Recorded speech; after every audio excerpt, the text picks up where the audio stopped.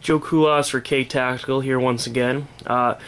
Little review on the Leaf sight for, you could say it's more or less for launchers as in general, AR or whatever you're mounting it on. Now, I will say a couple things here. The official actual Leaf sight, it's made to mount onto the M203 handguard. Now, with that, it has the two screws, and it just mounts to there's kind of like a little plate there to mount it onto. But now, they've been recently, from my knowledge, the last 5 years or so, they've been having a rail adapter version with it, which simply, you can mount it a little bit further, a little bit back with those holes. You know, it comes with, you know, the little nuts mounted in there as well. But that way, I don't know if it's just because Spike's tactical, or if not, because it's a rail-mounted adapter, so you know, quad rail, whatnot.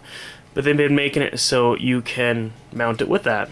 So anybody that's ever, you know, shot them, it's kind of estimatable. But the Leaf sight is made to have more of a appropriate,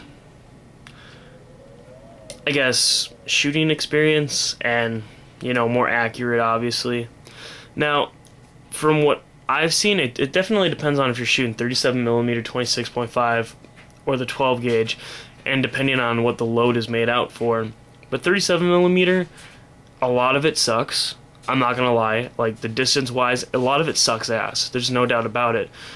But again, definitely depends on how the load is made. I know some people that will reload in the aluminum casings, and they're able to get a ridiculous amount of distance because of how they load it, and they know what they're doing. But your standard 37mm stuff that you buy sucks, and that's the unfortunate truth.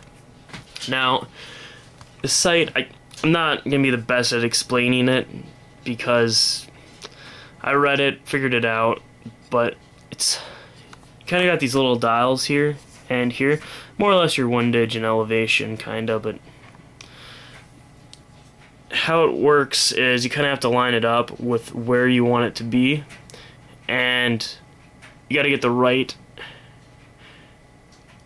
sight adjustment where, alright, I want it to go out to 100 yards, so I have to hold it up just like you're looking at it, and okay, and you know, and obviously shoot. And it's kind of a little bit of a trial and error thing until you first get it. It's maybe if I was out here at the range, I could kind of give an example of that, how to work it. But unfortunately, maybe if I have this gun for a little while longer, I got a couple shells still that I need to shoot for if I sell it online. So I'm not gonna be sending the ammo because that'll be a hazmat charge, and obviously, you know, it's just gonna I'd have to send it separately. So maybe I'll try to get a video out there. But it's very interesting. But more or less just about it, you know, it's a good little cool sight, whether you're buying it for actual use, which is probably unlikely, or if you're buying it just for the cool aspect. Yeah, it's definitely very cool. Now, they retail around $50, which, yeah, fucking a lot for what you're getting, but you're paying for that cool factor, you know. Just, it's like, oh, kind of neat. And it does not work very well at the front sight. You have to have that down to actually use it. But as you can see, it's, well, I'm not going to get the best view on this, but yeah, it's a low profile, so it doesn't interfere with the sights otherwise. So, and then I want to say, let me see, actually, try taking a look through the sight. Yeah, it interferes there, so for some reason I was thinking if it was halfway up, it did not interfere, but yeah, it's definitely a neat little sight. So, one of those things, pretty cool to get. Is it worth it? That's kind of questionable. When I originally built this rifle, I was like in love with it, and I needed to get it just for that cool factor. And again, selling the rifle and the accessories with it, so anybody that's interested in that stuff, definitely check on the Gunbroker auction for it. I think I'm gonna do a 90% what it's worth. Trying to sell it. I went to the local gun store and I was like, oh, okay, well, it's worth a little bit more than that, but that's at least this is like a decent, you know, pricing to kind of go off of. Obviously, I know what I paid for it, but it actually is worth more than what I paid for it, which is pretty neat.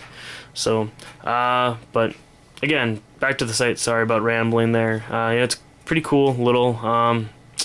It's pretty well set up for what it is. It's very, very sturdy. It doesn't. You try. Yeah, it doesn't really come off unless you put a lot of pressure. And same for here. As you can see, the gun's wobbling. So it's a very, very tight and strict. So it's a pretty good buy if you're just wanting for the hell of it. So, but I'm gonna leave it at that. You guys have any other questions? Feel free to ask.